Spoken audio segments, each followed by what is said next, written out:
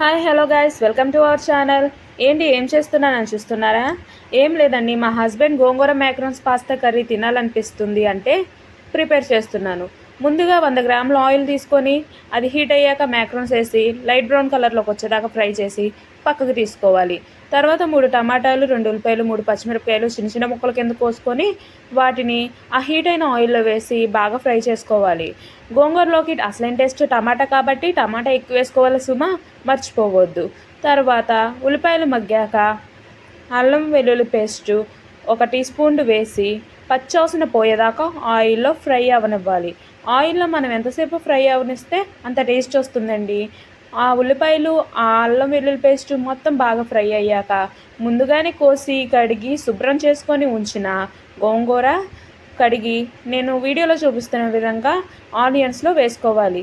గోంగూర పులుపు ఎవరైతే ఎక్కువ తింటారో వాళ్ళు ఎక్కువ వేసుకోండి, లేదంటే తక్కువ తినేవారైతే కొంచెం తగ్గించి వేసుకోండి. మా ఫ్యామిలీ మొత్తం ఎక్కువే తింటారు కాబట్టి ఎక్కువే వేసుకుంటున్నానండి.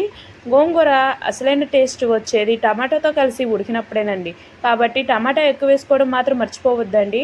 గోంగూర ఉడికాక 2 టీ స్పూన్ల గళ్ళుప్పును వేసుకోండి.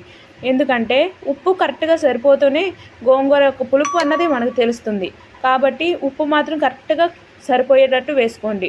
తర్వాత 3 చెంచాల కారం నేనైతే 3 చెంచాల కారం వేసుకున్నాను ఫ్రెండ్స్. మీరు అయితే 4 చెంచాలైనా వేసుకోవచ్చు, కానీ తక్కువ మాత్రం వేసుకోకండి. ఎందుకంటే కూరలో ఉప్పు కారం అన్నది కరెక్ట్గా సరిపోతేనే మనకి ఆ కర్రీ టేస్ట్ బాగుంటుంది. ఉప్పు కారం వేసుకున్నాక బాగా కలుపుకోవాలి. ఆ రెండు బాగా కలిసేలాగా గోంగూరని బాగా కలుపుకుంటూ తిప్పుతూ ఉడకనివ్వాలి. చూడండి ఫ్రెండ్స్, వీడియోలో చూపిస్తున్న విధంగా కూర ఉడికేదాకా తిప్పాలి. ఇంకా కొంచెం ఉడకాలి ఫ్రెండ్స్, అందుకే ఉడకనిచ్చాను. చూసారుగా వీడియోలో చూపిస్తున్నట్టు బాగా ఉడకాలి ఫ్రెండ్స్. ఈ విధంగా ఉడికితే మనకు కర్రీ రెడీ అవుతున్నట్టు లెక్క. కాబట్టి ఇక దానిలోకి సరిపడా వాటర్ని 1 గ్లాస్ వాటర్ని వేసుకొని బాగా కలుపుకోవాలి.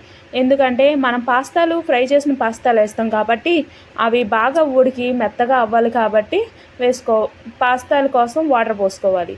ఇప్పుడు వేపి పక్కన పెట్టుకున్న పాస్తాలను ఆ గోంగూర కర్రీలో వేసి బాగా కలుపుకోవాలి.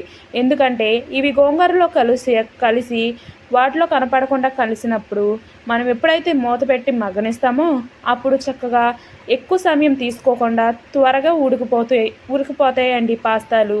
కాబట్టి బాగా కలుపుకొని మూత పెట్టుకొని ఉడకనివ్వండి. చూసారుగా ఫ్రెండ్స్, ఆయిల్ అంతా పైకి వచ్చేసి పాస్తాలు ఎలా ఉబ్బినాయో.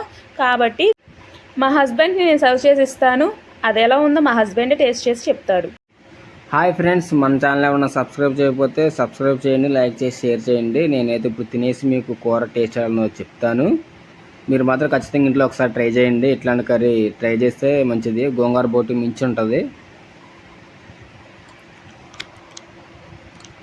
సూపర్ ఫ్రెండ్స్, ఎక్సలెంట్గా ఉంది. మీరు కూడా ఒకసారి ఇంట్లో ట్రై చేయండి.